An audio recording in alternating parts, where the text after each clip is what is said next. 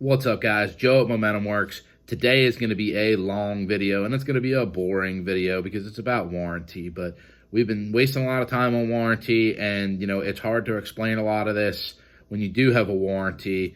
So I kind of just want to put this information out here. I've got a warranty guide from BorgWarner, and a lot of our warranties are BorgWarner because we sell a lot of BorgWarner. So I kind of just want to show you what is and isn't covered, just so there's a little bit more education out there. As I learn, I like to try to regurgitate and send it out to you guys because it's important to know, what you're buying and how it's backed. So let's jump right in. The first thing I'm going to talk about is wheel damage. Basically, if there's any contact whatsoever, it is not covered. So if there's any foreign impact damage, we can put some pictures up of what foreign impact damage would look like. It is not covered at all whatsoever. The only time on compressor wheel damage would be covered would be considered, and let me pull up the exact wording here, fatigue failure. And fatigue failure basically is if the compressor wheel blade is broken and there is no contact damage on the blades adjacent to the broken blade or evidence of foreign material damage, this is a fatigue failure. And a fatigue failure would be considered a covered warranty. Now, if you have a compressor wheel burst, and I'll put a picture of what a burst compressor wheel looks like, that is not covered. And that is not covered for this reason. A compressor wheel casting flaw or similar defect at the balance holes may cause a wheel burst, but failures of this nature are often associated with high cylindrical operation, which can accelerate fatigue of the wheel material. So basically, at that point, they're saying that there could be a flaw on the wheel and excessive operation at a high speed, so overspooling or whatever, could potentially cause it. But one of those failures, guys, it's going to be a chicken or the egg scenario. So if you have a burst wheel, do not plan on having it covered. It further goes on to contact on the turbine side. So you can basically assume anything from the compressor side is applicable to the turbine side. Any contact damage, not covered. But if it goes back to that thing about the fatigue, what do they call that? Fatigue failure, which sounds great in paperwork, but I can tell you that I've sent turbos in and still had them declined when I, based on that, it might sound like fatigue failure. So it's a possibility that you'll get covered under warranty, but like everything, assume that it won't be covered under warranty. Moving in from that, now this goes on to talk about, on the turbine side, oil leaks. Oil or deposits of carbon on turbine blades signal an oil leak on the turbine end. Leaking or missing piston ring could be at fault. You want to examine the groove area on the shaft's turbine hub. If it shows wear, it may result in an oil leak. And this wear item, they're saying, could be created by excessive exhaust gas heat. Basically, again, not going to be a warrantable failure if anything happens to cause that ring to relax and create an oil leak. And basically, you are going to notice that basically there is not one time that a leaking turbo is considered to be a warrantable failure. So if you have a leak, don't bother calling us with a warranty because they are not covering any leaks.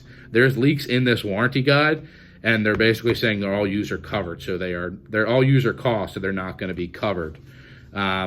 Here's one that is going to be covered. So this talks about breakage at the turbine wheel.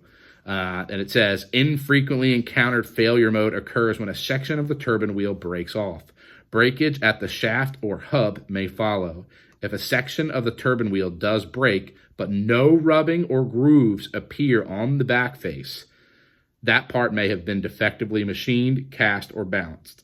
So basically what they're saying is, if the turbine wheel snaps off of the shaft, there is a possibility that it was poor manufacturing that led to that, which would be a manufacturer's defect and would be covered under warranty.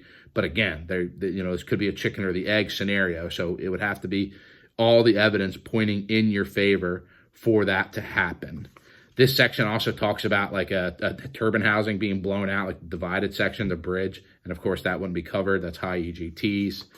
Talks about discoloration on the shaft. Discoloration on the shaft is a sign of poor lubrication, lack of lubrication, and high heat. So again, not covered.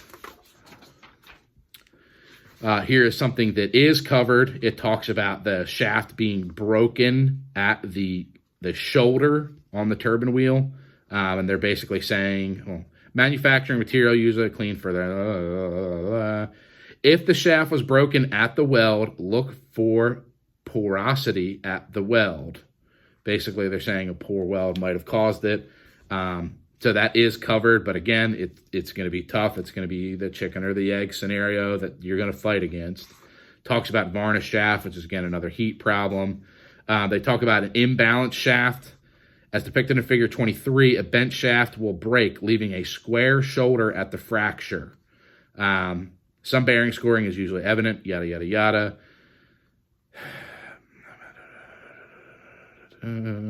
So basically, they're saying a bent shaft would be covered, but again, chicken or the egg. So you hear me. This one talks about oil leakage because of a stopped drain. So basically, if your drain line is not the proper size, or if your drain line has a bunch of gasket maker in it, or if your drain line is gooped up with all kinds of random shit, and it allows oil to back up in the turbo, that's obviously not covered. That one's pretty straightforward.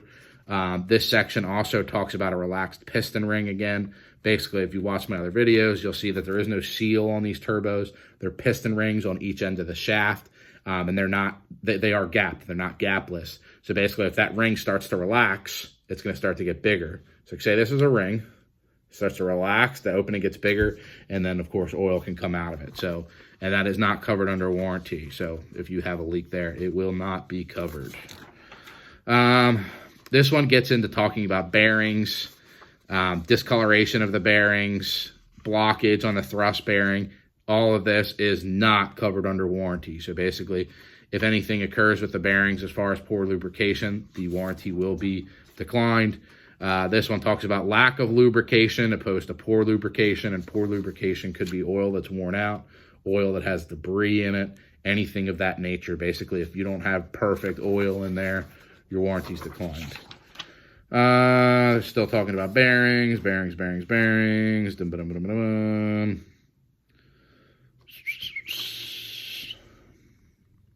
And then just talks about, like, so not every compressor cover has an O-ring in the back of it. This talks about if there is a cut in the O-ring, and there's only certain turbos that are sealed with an O-ring on the back of the compressor cover.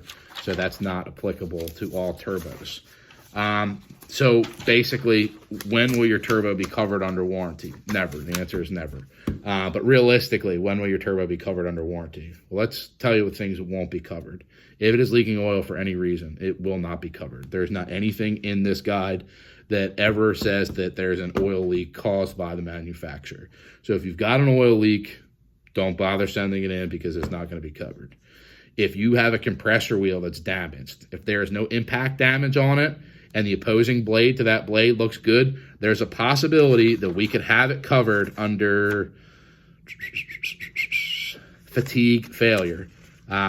I know that I've had turbos that I think would be considered fatigue failure, and they were not covered. So, you know, this is going to have to be something that we might have to advocate for. You know, we are trying to work to make this a better process. But as of right now, the only way you're getting that covered is if it's considered fatigue failure. Again, fatigue failure is going to be hard to prove because, you know, when you have that failure, all hell's going to break loose, and then it's going to become the argument of the chicken or the egg. The next way it might get covered is turbine wheel, basically, if the weld is bad at the hub or if the shaft was bent. But again, it's going to be chicken or the egg scenario. We talked about that. Bing, bam, boom. Yeah, those couple things are going to be the only things that are going to be covered. So the big takeaway is if you have an oil leak, it will not be covered at all whatsoever. If you have one of those potential failures, we will do our best to advocate to get it covered for you. Guys, and I know it sounds like I'm bagging on BorgWarner, Holset, or any other manufacturer, and I'm not. These guys all make great turbos. They make great product, and we would not sell it if we didn't believe that. But it's just the whole idea of warranty, I think, is a little misleading because guys think when they have a warranty that they have insurance and that their turbo will be covered, and it's just not the case. Whether it's right or wrong, whether you agree with what they are or aren't covering, it is what it is, so you need to know what it is.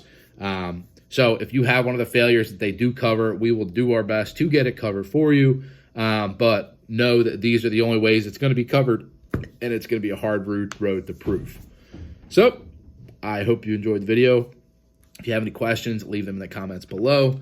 Know that I'm a nerd and I'm always working on learning this kind of stuff so that we can relay the information to you guys and try to make this better for you. Because if you're buying these parts from us, you're probably running a trucking company or driving a truck or anything like that. So you really don't have time to fuck around with all this nonsense. So we do that part for you. We bring in all that knowledge and we regurgitate it and send it out to you guys so that we can help you make decisions as well on the parts that you're putting on your truck. So guys, comments, leave them below. Any information at all, feel free to shoot us an email. If you call me, I will call you back in 49 to 72 business years because the phone is always ringing here. Phone is the worst way to get a hold of us. Send us a text, shoot me an email personally, info@momentumworks.com, and I will be happy to help you out. Guys, enjoy. Have a good weekend.